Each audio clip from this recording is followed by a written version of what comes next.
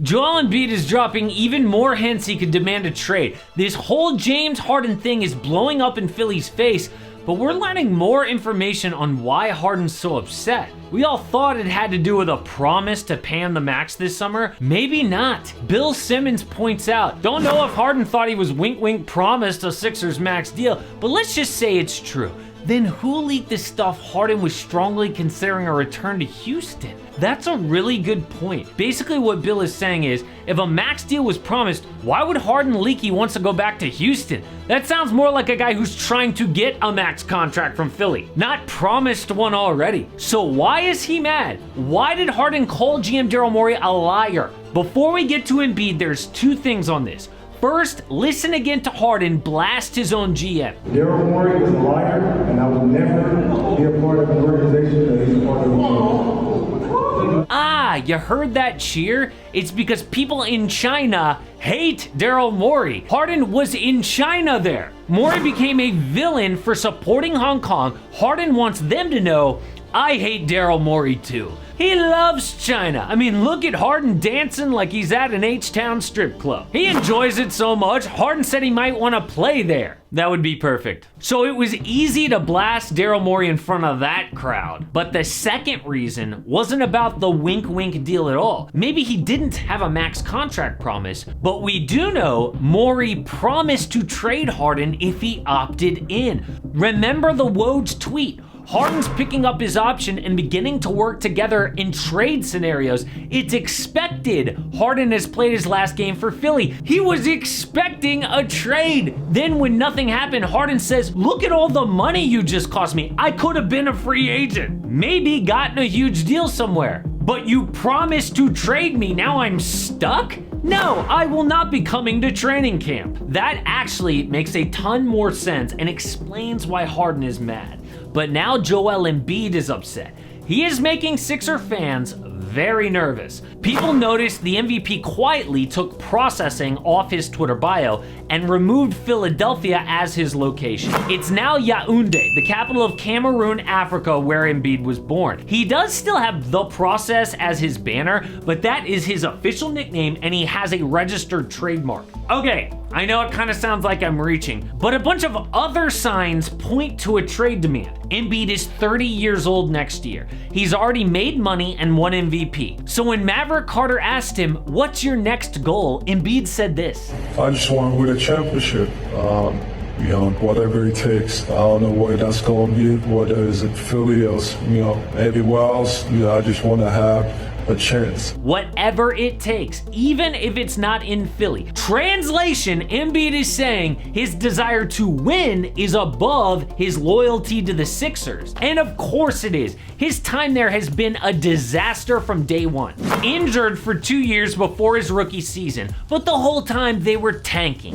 They even took Jahlil Okafor over Devin Booker in 2015. Then two huge things in 2018. His number one pick teammate forgets how to shoot, and his GM using a burner account to insult him on Twitter. 2019 was the Kawhi shot, which is no one's fault, but then they stupidly trade Jimmy Butler. 2020, Ben Simmons gets injured right before the playoffs.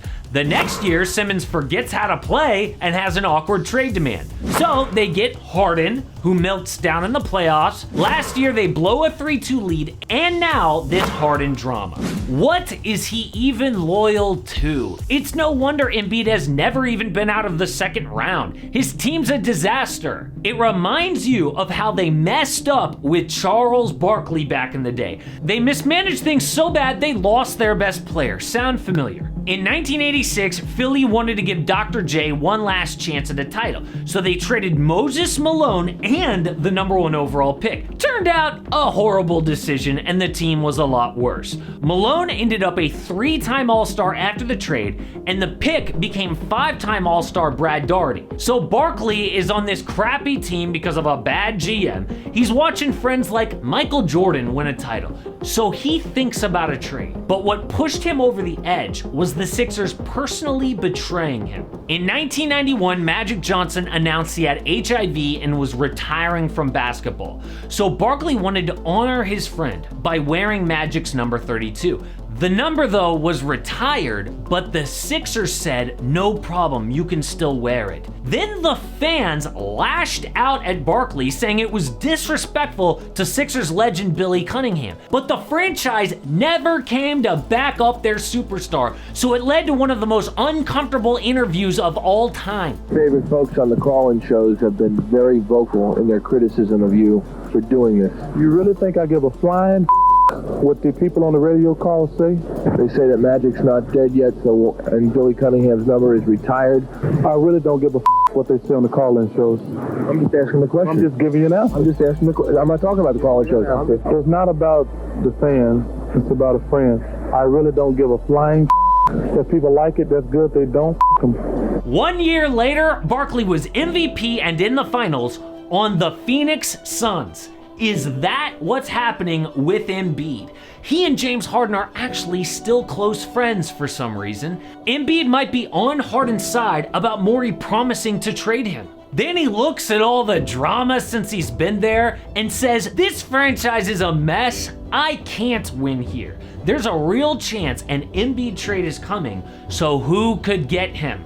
The obvious choice is the New York Knicks because his old agent Leon Rose runs the Knicks and they have a ton of assets. I already laid out a trade involving RJ Barrett, players, and a ton of picks. But that's not all. So many teams would make a move. That includes the Cavaliers. Rumors already out there with Donovan Mitchell and Jarrett Allen. The Chicago Bulls, who have had discussions around Zach LaVine already. The Miami Heat love big moves, and they would be willing to part with Bam Adebayo for the right price. Now let's say the Sixers don't want Embiid in the East. Well, in the West, you got the Grizzlies, who are one superstar away from really contending. The Pelicans dealing Zion Williamson has picked up steam. Plus, they have a ton of picks. But the first thing that must get worked out is Harden. His only hope is for a mid-season trade to a desperate team that needs a point guard. The biggest contenders are the Lakers, who could move D'Angelo Russell in a deal, the Clippers finally upping their trade offer to include Terrence Mann, and why not the Phoenix Suns? Philly hopes to get cap space next summer, but unless Tyrese Maxey becomes like a top 10 player, I just don't see a lot of options in free agency. An Embiid trade almost feels guaranteed. But breaking news, Cooper Flagg is gonna skip a year of high school to become the #1 overall pick in the 2025 NBA draft. If you don't know who Cooper is, I did a deep dive with why the NBA is setting him up to fail already.